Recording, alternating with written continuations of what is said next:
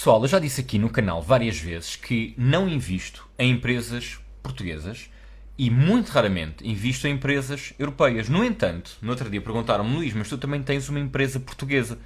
Sim, eu hoje vou explicar-vos o porquê de muito raramente eu investir em empresas europeias, aquilo que é a minha visão para a economia dos próximos anos na Europa e até que ponto é que isto pode ser um problema para nós ou não. E então, antes de começarmos, pessoal, vocês já sabem, isto não é um aconselhamento financeiro, é simplesmente a minha opinião. Vou fazer aqui algumas comparações, mas lá está, vocês façam a vossa própria análise. Então, a primeira coisa que é preciso perceber é que, ok, Estados Unidos e China continuam a crescer. A Europa, nem tanto. A China pode não estar a crescer nos valores que crescia antigamente, sempre acima dos 7, 8, 10%, agora já não é assim, mas a verdade é que apesar de existirem algumas coisas que a China está a fazer para tentar revitalizar a sua economia, mas a verdade é que eles estão bastante melhores do que a Europa. Os Estados Unidos é aquela economia que nós conhecemos, bastante dinâmica, que consegue subir e descer e adaptar-se e as coisas vão andando bem. A verdade é que a Europa, quando deixou de crescer como um todo e quando os seus grandes pesos deixaram de crescer ao ritmo dos outros,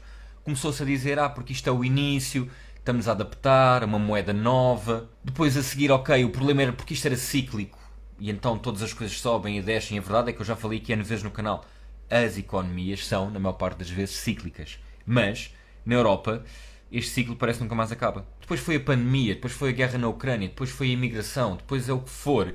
Parece que há sempre uma desculpa para a Europa não crescer. Mas a verdade é que se olharmos bem, devido a N questões, e eu vou só tocar aqui em algumas muito por alto, existem problemas estruturais que estão a fazer com que a Europa não tenha nem a capacidade de se adaptar, nem de ser tão rápida a decidir. Está a ficar para trás naquelas tendências que estão neste momento a dominar o mundo. Reparem, pessoal, nós estamos, enquanto europeus, e a partir de agora quando eu disser nós, estou a falar na Europa, nós estamos muito atrás em desenvolvimento, em dinheiro gasto para desenvolvimento e para investigação e principalmente em patentes tecnológicas. Nos últimos anos, então, quase nem aparecemos no top. E a verdade é que a crise de 2008, que nem foi causada, digamos assim, pela Europa, ou não começou na Europa, se vocês preferirem, a verdade é que a crise de 2008 mandou abaixo um continente que já, entre aspas, dominou o mundo. As empresas americanas investem mais do dobro das europeias.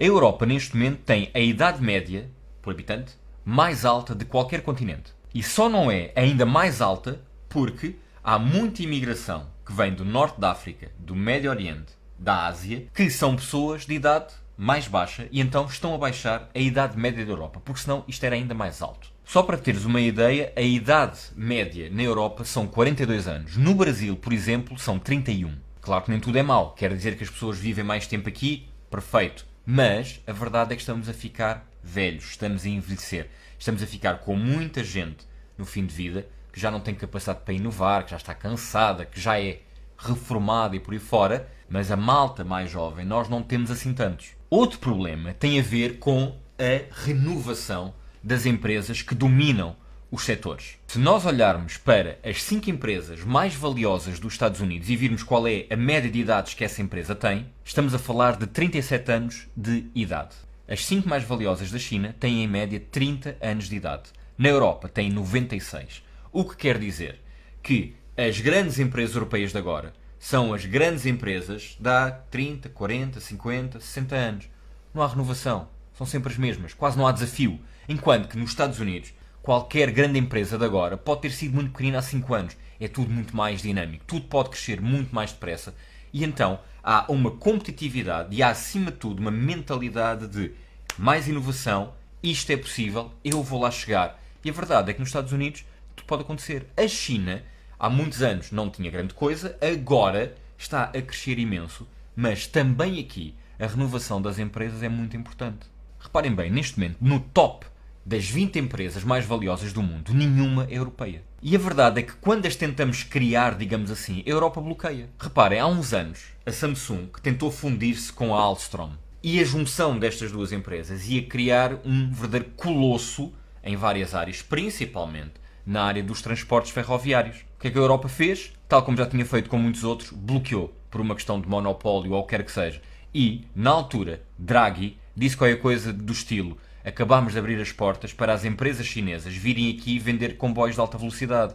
E a verdade é que ao fim destes anos todos é o que está a acontecer. Isto era algo que na China e nos Estados Unidos Não iria acontecer. E criava-se um gigante para dominar o mundo, nem que fosse num setor. Não há quase nada na Europa que domine o mundo num setor específico. Não há. Nós bloqueamos estes gigantes também. Na Europa existem excelentes startups. Nós temos ideias brutais por aqui. E temos, acima de tudo, universidades. Temos um ensino bastante bom espalhado pela Europa. Mas só para vocês terem uma ideia, nos últimos 10, 15 anos, mais ou menos metade de todas as empresas que nasceram na Europa e chegaram aos 1.000 milhões de valorização mudaram-se para os Estados Unidos. Perdemos essa empresa. Outro dos problemas que existe aqui são os juros muito altos e a carga fiscal muito alta. E claro que a carga fiscal tem coisas boas. Nós podemos dizer assim, ok, mas aqui existem subsídios, aqui existe saúde que é paga, aqui existe educação que é paga. Eu não estou a dizer que a carga fiscal é má. Estou a dizer que depois bloqueia a criação destes grandes colossos do mundo económico e por isso é que eu não invisto nas empresas daqui. Invisto nas americanas que não vão ter um martelo a mandá-las para baixo. E então, no mercado em que se aposta pouco em startups, porque, bem, então em Portugal quase não há investimento para startups, mas lá fora, na Europa, há muito pouco de comparação com o resto. Há muito menos dinheiro, há muito menos mentalidade de, ok, risco, eu invisto em 10 startups, 9 não sobrevivem, mas há uma que se torna no próximo Facebook. Aqui na Europa é tudo com muito mais cuidado e então tudo isto demora muito mais. Quando temos uma empresa startup que tem uma boa ideia, muitas vezes a carga fiscal ou os juros altos acabam por destruir completamente esta empresa e não a deixam crescer. Aliás, o patrocinador de hoje é exatamente a demonstração disso. Tem existido cada vez mais plataformas onde estas startups tentam de alguma forma financiar-se. Porquê? Porque têm juros tão altos no seu país e muitas vezes a banca também tem as suas limitações, obviamente, de empréstimos, e ainda bem que as tem, mas lá está, depois dá para o bem e para o mal, algumas das empresas não se conseguem financiar. O nosso patrocinador de hoje, eu deixo o link em baixo para tu te inscreveres na plataforma e veres, é a Debitum. E na Debitum o que é que tu podes fazer? Tu podes emprestar dinheiro a empresas. Passas tu a ser o banco dessa empresa. Em que a Debitum é a empresa que faz aqui a ligação e que recebe, obviamente, uma porcentagem. E o que é que tu tens aqui? Uma empresa que te diz que podes chegar a 15% de juros ao ano nos teus investimentos. Até agora nunca falharam pagamentos, é licenciada na Europa e a partir do momento que eles nunca falharam, e quando eu estou aqui a dizer eles, não estou a dizer a Debitum, quem nunca falhou os pagamentos são as empresas que vêm aqui financiar-se. Por isso, eu acredito que a Debitum aquilo que faz é uma filtragem bastante grande e só entram aqui as empresas que realmente têm capacidade de pagar estes empréstimos. Em que tu chegas aqui e podes investir. Neste momento o que é que temos aqui? 112 milhões já investidos, 97 milhões já pagos, nunca falharam, portanto 0%, mais de 10 mil empréstimos já feitos e continuando por aqui, o que é que tens? Tens aqui em baixo empresas em que acima de tudo tu tens que olhar para 2 ou 3 fatores. Fator número 1, o score está aqui em cima. Para mim tudo o que for C, D, E, F eu não invisto. Segunda coisa que tu deves olhar é para a empresa. Qual é que é a empresa que está a pedir este financiamento, este investimento da tua parte? E depois, quais é que são os juros? Vamos supor, este aqui primeiro, 13% de juros ao ano, mais 10% se eles demorarem mais do que X dias a pagar quando devem pagar. Como é que isto funciona? Reparem bem, interest payment monthly, o que quer dizer que todos os meses, eu agora empresto X dinheiro a esta empresa e todos os meses vou receber os juros daquilo que eu emprestei. No fim do empréstimo recebo o dinheiro que emprestei. Portanto, até lá, juros e no fim, o dinheiro que emprestei. E então, como é desta forma, o que é que eu faço? Eu escolho, no meu caso, empréstimos pequenos. Eu não quero empréstimos aqui a 2, 3 anos ou a 1 ano. Eu quero empréstimos a 6 meses, a 3 meses, coisas mais ou menos mais curtas, em que eu pago, até nem recebo tanto de juros, mas lá está. Vou recebendo e está feito. Tenho aqui estes todos, é um B+, é um B+. Quanto é que ainda falta investir aqui neste para esta ronda ficar fechada? Daqui a quanto tempo é que pagam? A ideia é vocês irem analisando isto.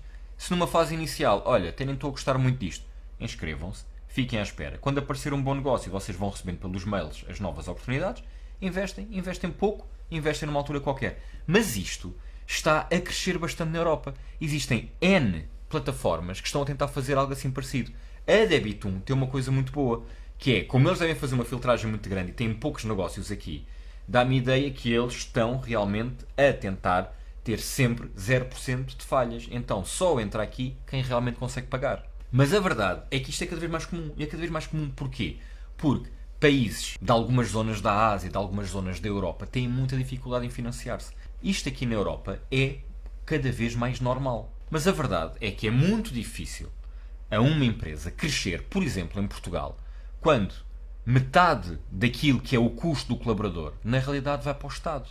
Nós em Portugal, para um colaborador receber 1.700 euros líquidos à empresa, depois de todos os impostos, aquela empresa, aquele colaborador custa para aí o dobro. Não é 1.700, é 3.400 euros.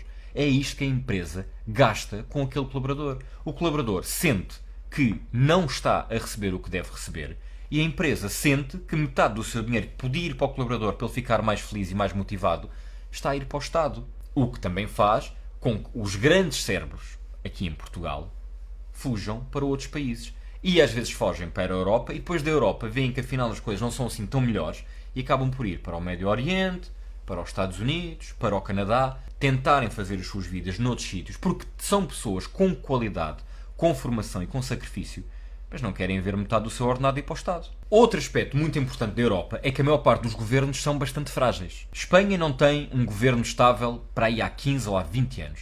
A Alemanha está neste momento com uma grande instabilidade política. França, grande instabilidade política. E os ingleses foram-se embora. Um dos grandes setores da Europa era o setor automóvel.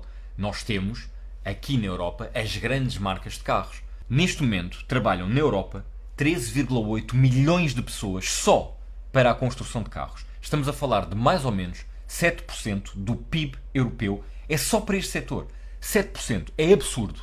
No entanto, os carros americanos e os carros chineses estão a ganhar. As 5 maiores empresas de carros na Europa, todas elas, nos últimos 5 anos, dobraram os seus lucros. Mas todas elas venderam muito menos. Aquilo que está a acontecer é, eles estão a tirar lucros muito maiores por cada carro, e aqui estou a falar de marcas de grupos franceses, alemães e por aí fora, que dobraram os seus lucros, mas estão a vender cada vez menos carros. Estão a ganhar muito mais dinheiro por carro.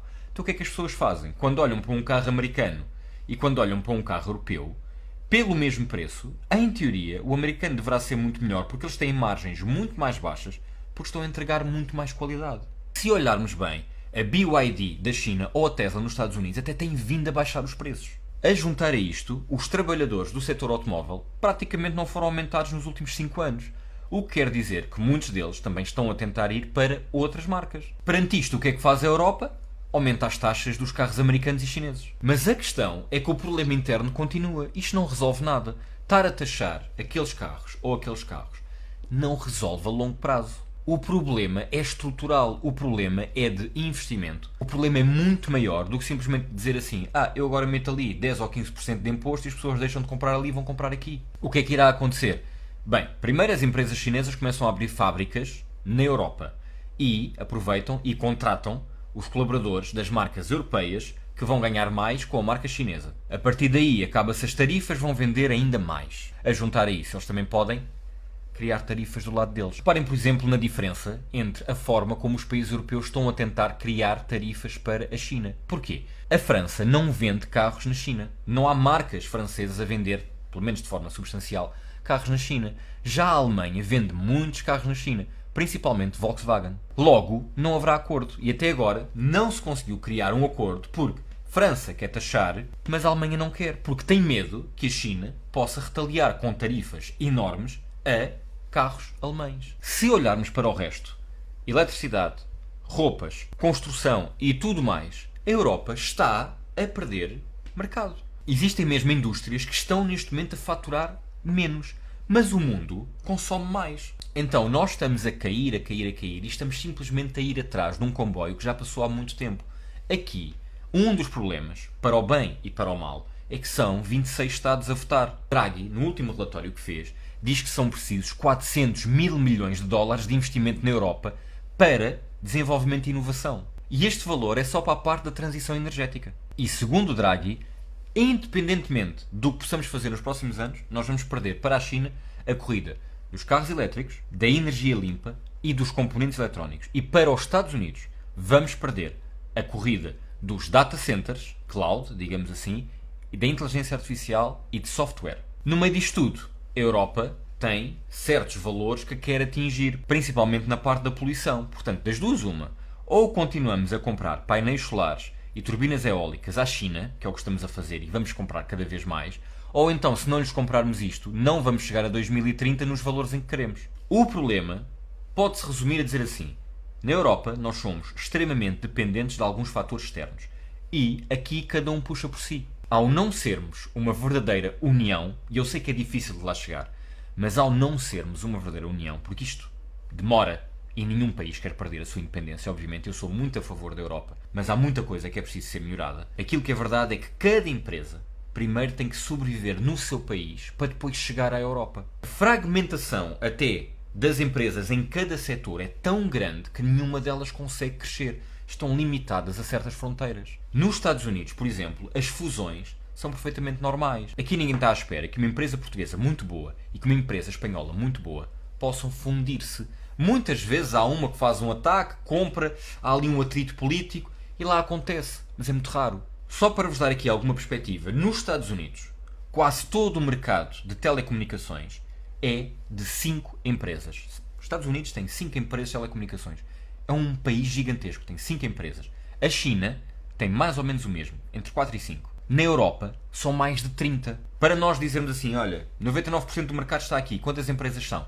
São 30. Cada uma é grande no seu país. E então, um investidor de outro sítio qualquer vai investir numa grande gigante de telecomunicações dos Estados Unidos ou numa europeia que está a tentar dominar o seu país, mas depois nem sequer consegue dominar o seu continente. E eu podia continuar a dar aqui outros exemplos. Reparem bem, o JP Morgan, banco americano, vale 10 vezes mais que os 10 maiores bancos europeus todos juntos. Neste momento, os alemães estão a bloquear uma compra. Aquilo que está a acontecer neste momento é que a Unicredit italiana está a tentar comprar o Commerzbank alemão e com isso criar um grande gigante na Europa. No entanto, os alemães já vieram dizer que consideram isto quase um ataque. Estão a perceber a ideia? Isto nos Estados Unidos, como é só um país, não acontece. Eu não estou a criticar os alemães. Estou a dizer que, como aqui é desta forma e do outro lado é da outra forma, ali é muito mais dinâmico, é muito mais fácil. Esta compra provavelmente até poderá não acontecer por questões políticas e então, uma vez mais, não conseguimos criar um grande gigante que diga assim: eu já consigo mandar aqui, agora vou mandar também para outro sítio.